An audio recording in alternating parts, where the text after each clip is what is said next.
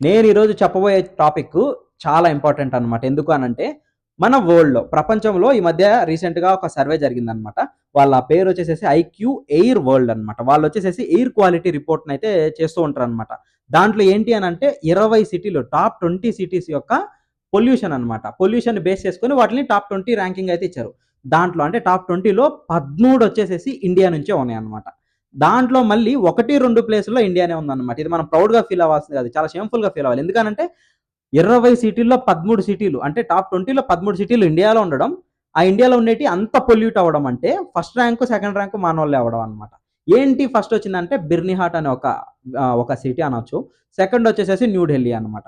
అంటే ఇప్పటి వరకు అనుకోవచ్చు అందరూ. అంటే ఏంటి ఢిల్లీ అనుకున్నామే ఇన్ని రోజులు మరి బిర్నిహాట్ ఏంటి అది అని చెప్తే ఇది రీసెంట్‌గానే ఫేమస్ అయిపోయిందనమాట 2024లో. ఎందుకు అయింది అనంటే అక్కడ అంతా పొల్యూషన్ జరుగుతుంది కాబట్టి. ఓకేనా. మనోళ్ళు అనుకోవచ్చు.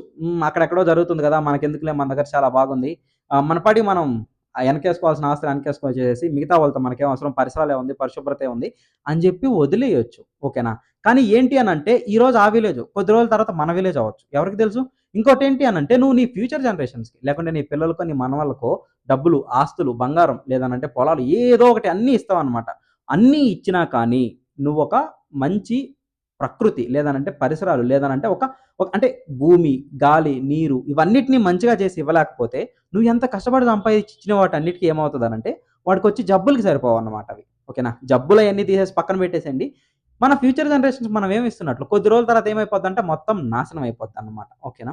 కాబట్టి మనం ఇప్పటి నుంచే యాక్ట్ చేయాలి. ఓకేనా. వీటన్నిటి మీద రియాక్ట్ అవ్వాలన్నమాట. ఏంటి అనంటే గవర్నమెంట్ వీటన్నిటిని కొన్నిటిని ప్రాపర్‌గా రెగ్యులేట్ చేయట్లేదన్నమాట. అందువల్లనే బెర్నిహాట్ లాంటి విలేజెస్ లేదనంటే అలాంటి సిటీసు ఈరోజు వరల్డ్‌లోనే టాప్‌లో పొల్యూట్ అయిపోయి ఉన్నాయన్నమాట. ఓకేనా. అంత పొల్యూషన్ అయితే జరుగుతుంది. మీకు సోషల్ మీడియాలో చాలా వీడియోస్ అయితే ఉన్నాయన్నమాట. చాలామంది ప్రెస్ వాళ్ళు, చాలామంది యూట్యూబర్లు వీళ్ళందరూ అక్కడికెళ్ళి వీడియోలు గూడా చేస్తున్నారు. ఎందుకనంటే అంత పొల్యూట్ అయిపోయింది కాబట్టి. ఓకేనా. అక్కడ ఆకుల మీద దుమ్ము, ధూళి దాని తర్వాత వాళ్ళు పీల్చే గాలి మొత్తం కలుషితం అయిపోయింది. వాళ్ళకి చర్మ సంబంధిత వ్యాధులు. ఓకేనా. ఇక్కడ కళ్ళ దగ్గర వ్యాధులు. ఓకేనా. గుండె జబ్బులు, రక్త సంబంధ జబ్బులు, క్యాన్సర్‌లు ఇలాంటివి చాలానే వస్తున్నాయన్నమాట. కొద్ది రోజుల తర్వాత అవి మనకు గూడా రావచ్చేమో ఎవరికి తెలుసు. మన దేశాన్ని మనందరం మనమే కాపాడుకోవాలి గదా! సో, ఇప్పుడు నేనేం జెప్తానంటే ఆ 13 సిటీస్ అని జెప్పాను గదా! వాటి పేర్లు చదువుతా వినండి. ఇండియాలో ఏమేమున్నాయో. ఏంటి అనంటే ఫస్ట్ బిర్నిహాట్ జెప్పాను గదా! ఢిల్లీ, ములాన్పూర్, ఫరీదాబాదు, లోని, new Delhi, Ghaziabad, Bhiwadi, Noida, Muzaffar Nagar, greater Noida, Hisar, Hanumangarh. So, ఇవన్నీ చూడడానికి మీరు మళ్ళీ నార్త్ ఇండియా గదా! మనకెందుకు అనుకోవద్దు. పర్యావరణం ఏంటి అనంటే ప్రతి ఒక్కటి ఒకదానికొకటి కనెక్టెడ్ అనమాట. మీకు బెస్ట్ ఎగ్జాంపుల్ ఏంటంటే ఒక ట్రీని తీసుకోండి. ఒక చెట్టుని తీసుకుంటే దానికి మంచి భూముండాలి. ఓకేనా. నీళ్లుండాలి. గాలి, ఆక్సిజన్ ఉండాలి. సూర్య వెలుతురుండాలి. ఇలా ప్రతి ఒక్కటి ఒకదానికి కనెక్టెడ్ అనమాట. సో, మనం ఒకటి గాని డ్యామేజ్ చేశామనంటే మిగతా అంతా చైన్ అంతా డ్యామేజ్ అయిపోతదనమాట. అలాగే ఎక్కడో జరిగింది గదా! మనకెందుకు అనంటే ఆ పొల్యూటెంట్స్ ఏమవుతాయి ఇప్పుడు ఒకవేళ మనం ఏం చేద్దామనంటే వీటి గురించి మాట్లాడుకుందాం. ఎలా పొల్యూట్ అయిందో. అప్పుడు ఆ పొల్యూషన్ వల్ల మనకేంటి ఎఫెక్ట్ అని మీకు అర్థమవుతది. ఓకేనా. సో, ఈ పొల్యూషన్ అంటే ఈ పొల్యూషన్ ఇంత జరిగింది గదా! ఏంటి రీజన్స్ అనంటే పరిశ్రమలు, డిస్టిల్లరీస్, సిమెంట్ ఫ్యాక్టరీలు, కోక్ ఫ్యాక్టరీలు, రోడ్డు ధూళి. ఓకేనా. వాహనాల నుంచి వచ్చే పొగ, పంట అవశేషాల దహనం. ఇది మెయిన్ అనమాట. ఓకేనా. ఏంటి అనంటే ఈ హర్యానా, ఈ పంజాబ్ వాళ్ళకి చెప్పాలి చాలామంది. అక్కడుండే రైతులంట ఆ వరి పొలాన్ని కోసేసిన తర్వాత కింద మిగిలిపోయిన గడ్డి ఉంటది చూడండి. దాన్నంతటిని కాల్చేస్తున్నారంట. దానివల్ల వచ్చే దుమ్ము, పొగ ఎలా అంటే ఢిల్లీలో ఒక 100% తీసుకుంటే పొల్యూషన్‌లో 15-20 లేకుంటే 25% ఈ పొగ వల్లే పొల్యూషన్ జరుగుతుందంట. అంత పొల్యూషన్ అయితే జరుగుతుందనమాట. మిగతాదంతా పరిశ్రమల వల్ల జరుగుతుందిలెండి. ఓకే. సో, అంతా. ఇప్పుడు మనం పరిశ్రమల నుంచి చూసుకుంటే పీఎం 2.5, పీఎం 10, ఎస్ఓ2, ఎన్ఓఎక్స్, విఓసిస్ అయితే వస్తాయన్నమాట. అలాగే వాహనాల నుంచి చూసుకుంటే కార్బన్ మోనాక్సైడ్, ఎన్ఓఎక్స్, బెంజీన్ వస్తదన్నమాట. ఇలాంటి విషపూరితమైనటువన్నీ గాల్లోనో, లేకుంటే ఆ నీళ్ళల్లోనో, లేకుంటే ఆ చుట్టుపక్కల మొత్తం కలిసిపోయేసేసి మొత్తాన్ని దారుణం చేసేస్తున్నాయని చెప్పొచ్చన్నమాట.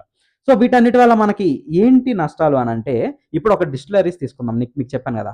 మంచిగా ప్రాపర్‌గా ట్రీట్ చేయని వాటర్ గాని వదిలేస్తే నదుల్లోకి, నదులను కలుషితం చేస్తాయి. భూగర్భ జలాలు కలుషితం అవుతాయి. నీటిలో ఉండే చేపలు అవన్నీ చచ్చిపోతాయి. ఇలాగ మనకి నీళ్లు దొరకదు. ఇప్పుడు చాలా సిటీస్‌లో నీళ్ళు కూడా దొరకట్లేదు గదా! సో, ప్రతి ఒక్కటి కనెక్టెడ్ అనమాట. మనది కాదు అని వదిలేయడం తప్పు. ఓకేనా.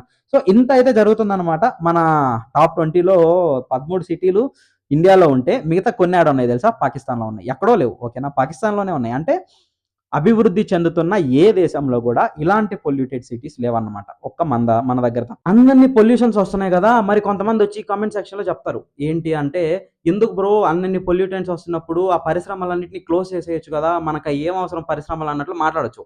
పరిశ్రమలు మనకు కావాలి. నువ్వు వేసుకునే బట్ట దగ్గర నుంచి, నువ్వు వాడే కొన్ని ఎలక్ట్రానిక్ పరికరాలు, నువ్వు రోజు వాడే పెట్రోలు, నీకు మాత్రం 100కి 150, 200 కిలోమీటర్లు ఎళ్ళే బైక్ గావాలి. ఆ బైక్ గావాలంటే ఏంది? దానికి నడవాలంటే పెట్రోల్ కావాలి గదా!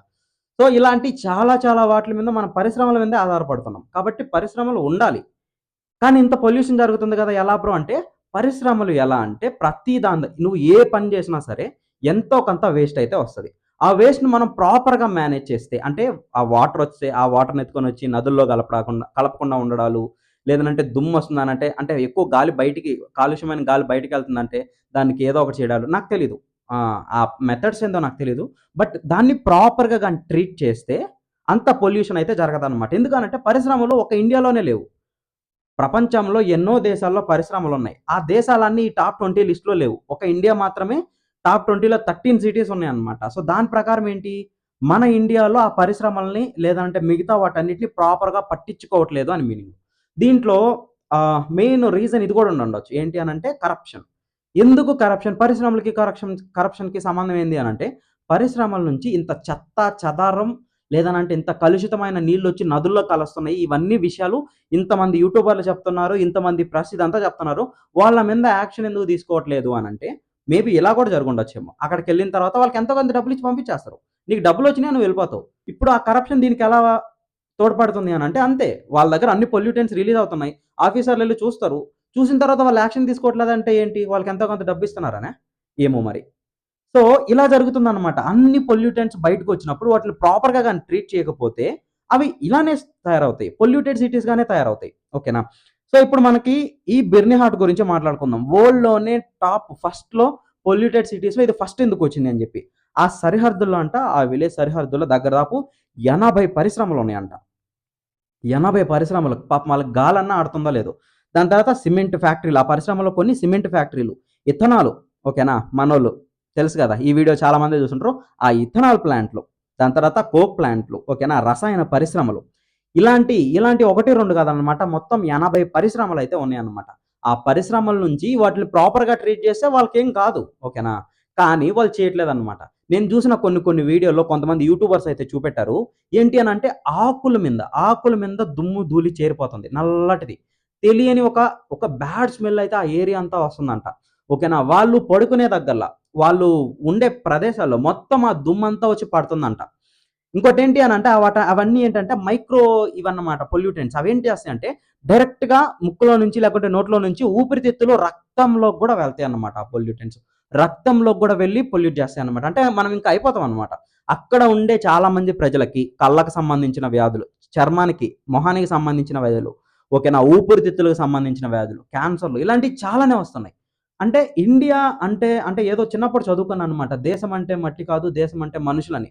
సో, ఎవరో స్వంత స్వార్థాల కోసం వెళ్లి, ఎవరి కోసమో వెళ్లి దేశం అంటే మనుషులే గదా! ఇప్పుడు నువ్వు మనుషుల్ని నీట్‌గా ట్రీట్ చేయలేదు అనంటే, నువ్వు నీ ఇండియాని ట్రీట్ చేయనట్లే లెక్క. సో, అంతమంది అలా జరుగుతున్నా గాని వాళ్ళనెవరు పట్టించుకోవట్లేదు. వాళ్ళు ఎంతోమంది క్యాంపెయిన్‌లు చేస్తున్నారు. ఎంతోమంది వీడియోలు పెడుతున్నారు. సోషల్ మీడియాలో అన్ని దగ్గరలు చేస్తున్నారు. బట్ ఏం లేదన్నమాట. అన్ని పరిశ్రమలతో ఆ నగరాన్ని మొత్తాన్ని దారుణం చేస్తున్నారు. నేను చెప్పేదేంటి అనంటే పరిశ్రమలు పెట్టడం తప్పు గాదు. అవి ఉండాలి. కానీ దాని దగ్గర నుంచి వచ్చే పొల్యూటెంట్‌ని ప్రాపర్‌గా ట్రీట్ చేయకుండా ఉండడం తప్పు. ఓకేనా? సో, ఇప్పుడు మనం ఇది మాట్లాడుకున్నాం గదా! ఆ ఒక్క సిటీ అంతా పొల్యూట్ అవ్వడానికి మెయిన్ రీజన్స్ అయితే ఇయన్నమాట. అన్ని పరిశ్రమల నుంచి వచ్చే చెత్త ప్రాపర్‌గా ట్రీట్ చేయట్లేదన్నమాట. ఇంకోటేంటి అనంటే ఇథనాల్ గురించి నేను ప్రాపర్‌గా చెప్పాలి. చాలా వీడియోలో నేను చూసానన్నమాట. ఆ ఇథనాల్ ప్లాంట్ దగ్గర నుంచి వచ్చే పొల్యూటెంట్స్ గురించి కూడా చాలా చెప్తున్నారు. ఇథనాల్స్ అది ప్రొడ్యూస్ చేసేటప్పుడు మనకి నీళ్లెక్కువ తీసుకుంటది. వరి, బార్లీ వీటన్నిటిని ఎక్కువ తీసుకుంటది. కానీ ఏంటి అనంటే దాని దగ్గర నుంచి వచ్చే పొల్యూటెంట్స్ ఎక్కువ క్యాన్సర్ కలిగించేవి కాదన్నమాట. పెట్రోల్‌తో పోల్చుకుంటే చాలా తక్కువ. బట్ దాని దగ్గర నుంచి వచ్చే ఒక వేస్ట్ వాటర్ ఉంటది చూడండి. దాన్ని నదుల్లోకి గాని, ఎక్కడికన్నా గాని ట్రీట్ చేయకుండా ప్రాపర్‌గా వదిలేస్తేనే చాలా కష్టం. అంత దారుణంగా అయితే ఆ ఏరియా అయితే ఉందన్నమాట. తొందరగా ఎవరైనా ఆఫీసర్స్ ఎళ్లి దాన్ని ప్రాపర్‌గా చేయాలనైతే నేను కూడా కోరుకుంటున్నాను. అక్కడుండే కనీసం ప్రజలకి ఉపశమనం లభించాలనైతే నేను కోరుకుంటున్నాను. ప్రాపర్‌గా ట్రీట్ చేస్తే చాలు ఆ వచ్చే పొల్యూటెంట్స్‌ని. తర్వాత ఏంటి అనంటే మనం మామూలుగా ఈ పొల్యూషన్‌ని ఎలా కాలిక్యులేట్ చేస్తారో కనుక్కుందాం. దాని తర్వాత ఆ సిటీలో ఉండే టోటల్ పొల్యూషన్ ఎంతో కూడా చెప్తా మీకు. ఆశ్చర్యపోతారు చెప్తే. అంత పొల్యూషన్ అయితే జరుగుతుందనమాట.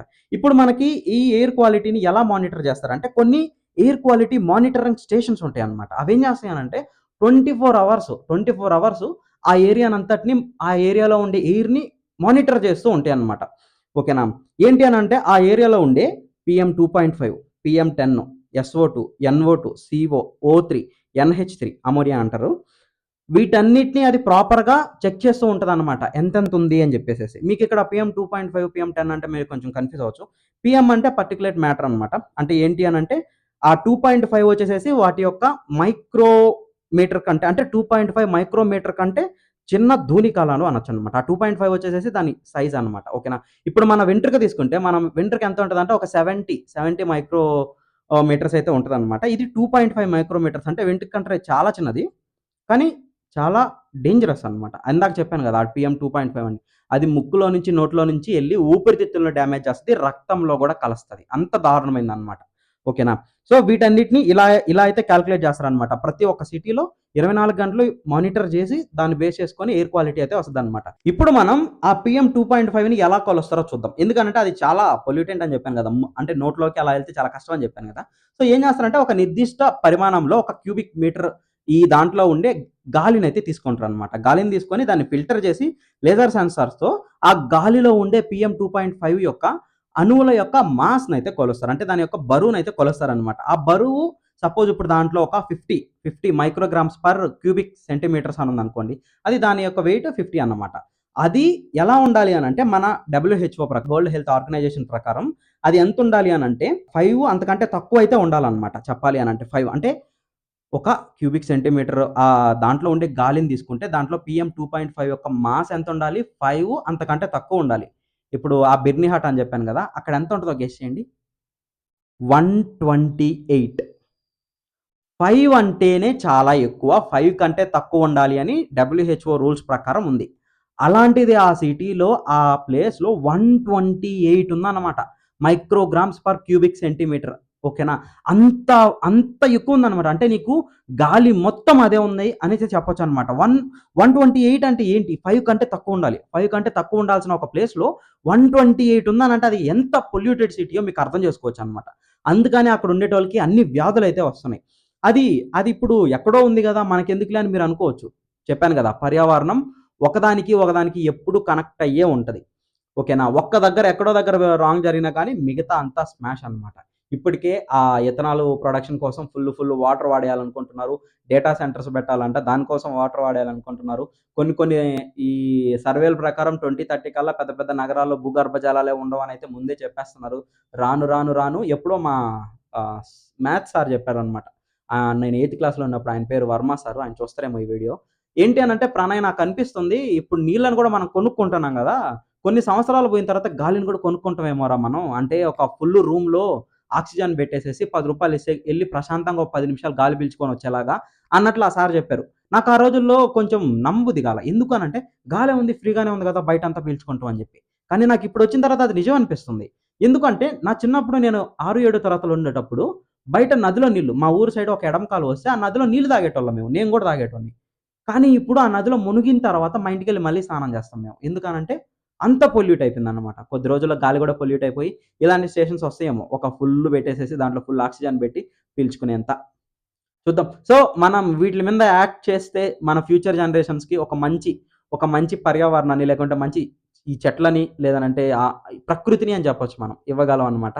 హోప్ మీ అందరికి నచ్చిందని అనుకుంటున్నాను. ఈ వీడియో అందరికి షేర్ చేయండి. అందరికి తెలియాలి. తెలిసి అందరూ ఎడ్యుకేట్ అవ్వాలి. ఎక్కడైనా తప్పు జరుగుతుంటే అందరూ క్వెషన్ చేయాలన్నమాట. ఇది మన ఇండియా. మనమే క్వెషన్ చేయాలి.